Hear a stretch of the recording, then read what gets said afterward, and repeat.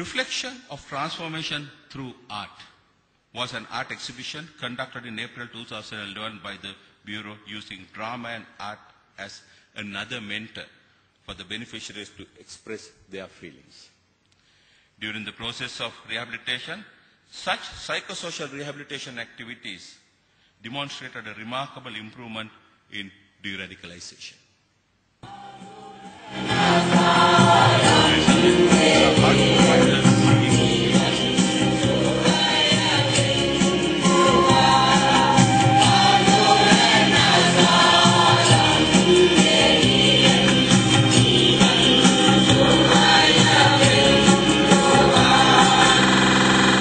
Close monitoring on the reintegrated rehabilitators for a minimum of 6 months period is utmost important.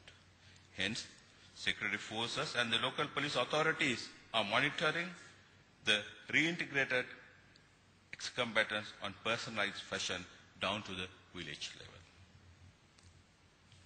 Before concluding, let me comment on the lessons learned.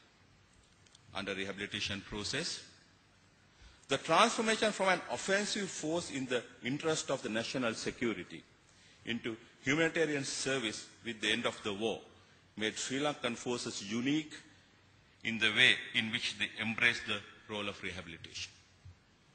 The separation of ex-combatants from normal IDPs was easy as security forces already won the confidence of the people.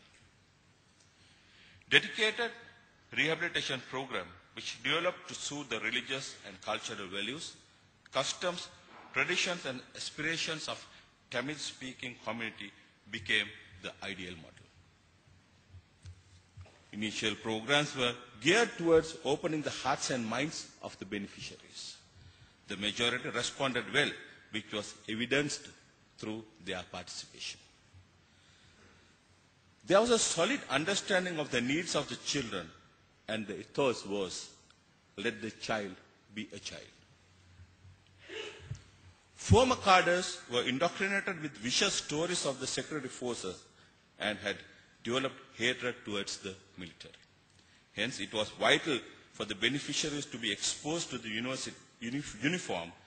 They were groomed to hate and discover for themselves that the military is there to protect, safeguard its citizens and uphold the values of the nation.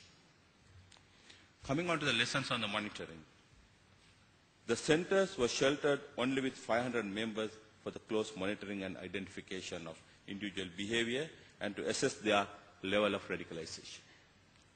This segregation made intelligence agencies and others to do their identification without any difficulties.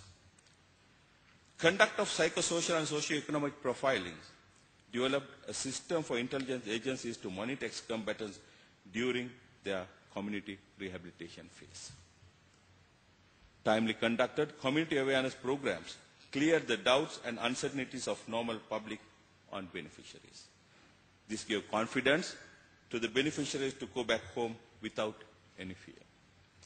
Coming to the national policies. Promulgation of a national policy with a separate ministry that fully understands the importance of seriousness of rehabilitation, that is quick to take decisions, is vital. Introduction of aspects of rehabilitation and disaster management into the curriculums of security forces would be essential in the future. Preparing highly trained civilian contingent to take the responsibility of executing the national policy on rehabilitation and disaster management is essential. Ladies and gentlemen, in conclusion, let me tell you a small story. Few weeks before, a Tamil-speaking delegation who came from overseas visited a couple of my centers. They interacted with a number of beneficiaries and they had very close interaction. At the end, when they were leaving, one beneficiary came forward and gave this note to the head of the delegation. Ladies and gentlemen, for the benefit of those who cannot read this, let me show you the translation. The beneficiary is neutered, and I quote, "We no longer want Elam from abroad. We fought for the freedom, we fought for the liberation of the Tamil people.